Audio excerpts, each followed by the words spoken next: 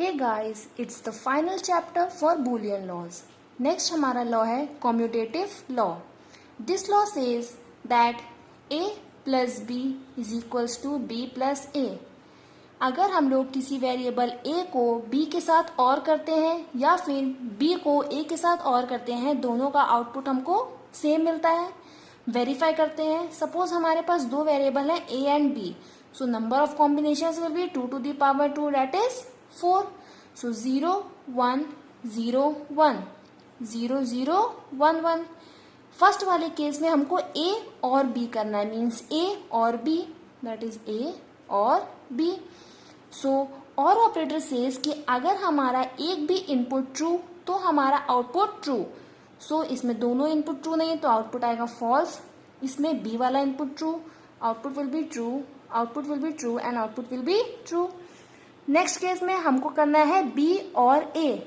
Initially case में हमने a और b किया था एंड नेक्स्ट केस में हमको करना है b और a, मीन्स b को a से और करवाना है. So again output will be 0 1 1 1. So both cases में हमारा आउटपुट क्या आया, सेम आया, वेदर a और b एंड b और a. Same goes with and operator. अगर हम लोग a को एंड करवाते हैं b से या फिर b को एंड करवाते हैं a से, सो हमारा आउटपुट दोनों केसेस में क्या होगा, सेम होगा. वेरीफाई करते हैं ट्रुथ टेबल से. दो वेरिएबल्स हैं a एंड b. कॉम्बिनेशंस लिखते हैं 0 1 0 1 0 0 1 1. इनिशियली केस में हमको करना है a and b, that is a and b. और हमारा एंड ऑपरेटर सेज कि अगर हमारे दोनों इनपुट हाई स्टेट में होंगे, अगर हमारे दोनों इनपुट्स हाई स्टेट में होंगे तभी हमारा आउटपुट आएगा हाई स्टेट में. रेस्ट सारे केसेस में हमारा आउटपुट आएगा 0. नेक्स्ट केस में हमको क्या करना है, b एंड a. इनिशियली हमने किया a एंड b, अब हमको करना है b and a, that is b and a. So same, जब दोनों इनपुट्स हमारे हाई स्टेट में होंगे तो ही हमारा आउटपुट आएगा हाई स्टेट में, बाकी रेस्ट केसेस में हमारा आउटपुट आएगा 0. सो ये वाला आउटपुट भी सेम है, सो और ये वाला आउटपुट भी सेम है. सो अगर हम a एंड b करें या फिर b एंड a करें, आउटपुट हमको क्या दोनों का सेम मिलेगा. Next is associative law.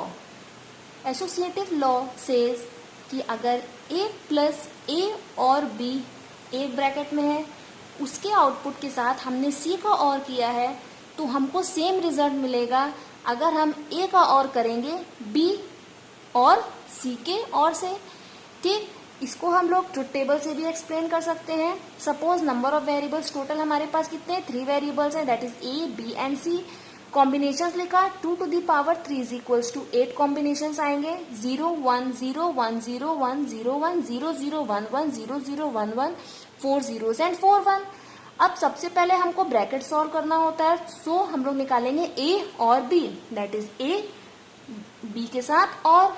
सो इसका आउटपुट विल बी 0 0 1 1 1 1 1 1. नेक्स्ट, ये जो a और b आया है इसका आउटपुट को हमको c के साथ और करना है, दैट इज ये जो a और b आया है इसको अब हम लोगों को और करना है c के साथ. So output will be 0 1 1 1 1 1 1 1. Next case में फिर से हम लोग सबसे पहले ब्रैकेट सॉल्व करेंगे, दैट इज b और c. b और c का और करेंगे, so output will be this. अब उस b और c का जो और का आउटपुट आया उसको हम लोग a के साथ और ऑपरेशन परफॉर्म करेंगे, सो आउटपुट हमारा आएगा ये. जो हमारा इस ऑपरेशन से आउटपुट निकला था दैट इज ये वाला जो आउटपुट निकला था, और इस ऑपरेशन से जो हमारा आउटपुट निकला है दैट इज ये वाला आउटपुट हमारा क्या है, सेम आ गया. सेम इसी तरीके से हम लोग एंड वाला भी परफॉर्म कर सकते हैं. Next is distributive law. Distributive law says कि अगर हमने a का and b plus c, that is b और c के और से किया है, सो ये जो हमारा एंड वाला ऑपरेटर होता है ये क्या हो जाएगा, डिस्ट्रीब्यूट हो जाएगा. मीन्स एक बार ये एंड आएगा a और b के साथ, फिर एक बार ये एंड आएगा a और c के साथ. देखो a एंड b, ये एंड ऑपरेटर हमारा डिस्ट्रीब्यूट हो गया. एक बार ये एंड ऑपरेटर डिस्ट्रीब्यूट हुआ a और b के बीच में, फिर ये हमारा एंड ऑपरेटर डिस्ट्रीब्यूट हुआ a और c के बीच में. a एंड b बीच में और का ऑपरेटर, नेक्स्ट ए एंड सी। हर एक लॉ को हम लोग ट्रुथ टेबल की हेल्प से वेरीफाई कर सकते हैं। सो चलो इसको भी करते हैं। नंबर ऑफ वेरिएबल्स है हमारे पास 3, that is A B and C. Same combination लिखे हमने, ये हमारे सारे कॉम्बिनेशंस आ गए। सबसे पहले हम लोग अपना ब्रैकेट सॉल्व करेंगे, दैट इज बी और सी। बी और सी के बीच में और ऑपरेशन परफॉर्म करेंगे, सो हमको आउटपुट मिलेगा ये।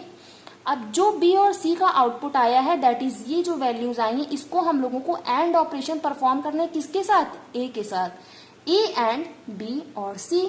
सो हमको आउटपुट मिलेगा ये। नेक्स्ट जो हमारा राइट हैंड साइड है उसमें भी हम लोग सबसे पहले ब्रैकेट सॉल्व करेंगे, that is A and B. A and B किया सो हमको आउटपुट मिलेगा ये।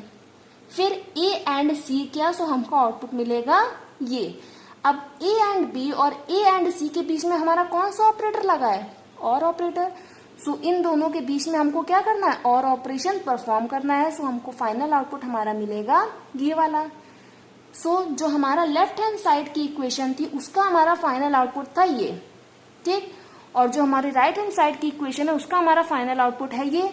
सो क्या दोनों आउटपुट हमारे सेम है, दोनों आउटपुट हमारे सेम है। दैट इज डिस्ट्रीब्यूटिव लॉ को हम लोगों ने ट्रुथ टेबल की हेल्प से वेरीफाई कर लिया।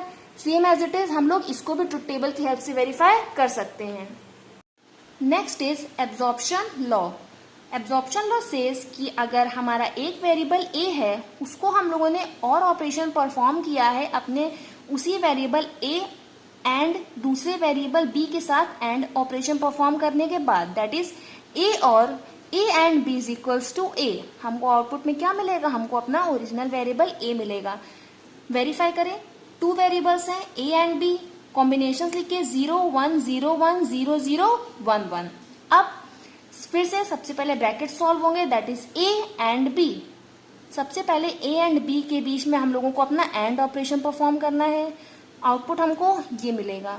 वो जो हमारा ए एंड बी का आउटपुट आया है उसको हम लोगों को ए के साथ और करना है, दैट इज ये वाली वैल्यू और ये वाली वैल्यू के बीच में अब हमको और ऑपरेशन परफॉर्म करना है। सो हमको आउटपुट मिला ये।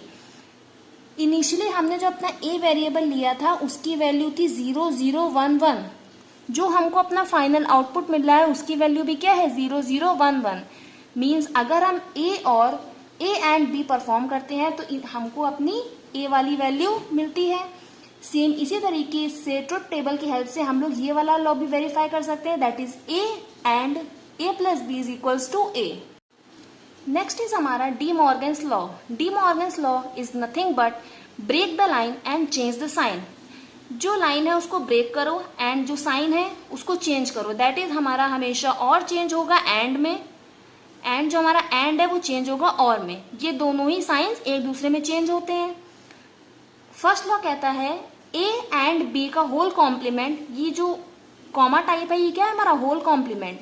ए एंड बी का whole complement is equals to a का कॉम्प्लीमेंट प्लस बी का complement, that is break the line. ये जो हमारी पूरी लाइन जा रही थी इसको इंडिविजुअली ब्रेक कर दो, ए के ऊपर भी एंड बी के ऊपर भी, एंड साइन को चेंज कर दो। इनिशियली हमारा साइन था एंड चेंज करके क्या कर दिया हमने और। ट्रुथ टेबल की हेल्प से वेरीफाई करते हैं। 2 वेरिएबल्स हैं A and B, combinations will be 0 1 0 1 0 0 1 1।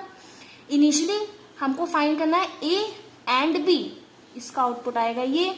उस ए एंड बी का हमको होल कॉम्प्लीमेंट करना है, मीन्स जो हमारा ए एंड बी आया है उसकी वैल्यूज में कॉम्प्लीमेंट लगाना है, दैट इज 0 चेंज हो जाएगा 1 में एंड 1 चेंज हो जाएगा 0 में। सो ये हमारा आ गया ए एंड बी का होल कॉम्प्लीमेंट। अब राइट हैंड साइड में सबसे पहले हमको निकालना है ए का कॉम्प्लीमेंट। सो ए की वैल्यूज में 0 will change into 1 and 1 will change into 0। Next निकालना है B complement, that is B की वैल्यूज में 0 चेंज हो जाएगा 1 में एंड 1 चेंज हो जाएगा 0 में। अब जो हमारा ए कॉम्प्लीमेंट और बी कॉम्प्लीमेंट आया है उन दोनों के बीच में हमको कौन सा ऑपरेशन परफॉर्म करना है, और ऑपरेशन। सो हमारा फाइनल आउटपुट आएगा ये, जो कि हमारा left hand side is equals to right hand side match हो रहा है। इसी तरीके से अगर हमारे पास होता है ए और बी का होल कॉम्प्लीमेंट, तो सबसे पहले ब्रेक द लाइन, कॉम्प्लीमेंट को डिस्ट्रीब्यूट कर देते हैं, दैट इज ए के ऊपर भी कॉम्प्लीमेंट बी के ऊपर भी कॉम्प्लीमेंट। इनिशियली हमारा साइन था और ऑपरेटर, चेंज होके क्या हो जाएगा एंड ऑपरेटर। सेम इसी फॉर्मेट से हम लोग इस वाले एक्सप्रेशन की भी टेबल से इसको वेरीफाई कर सकते हैं।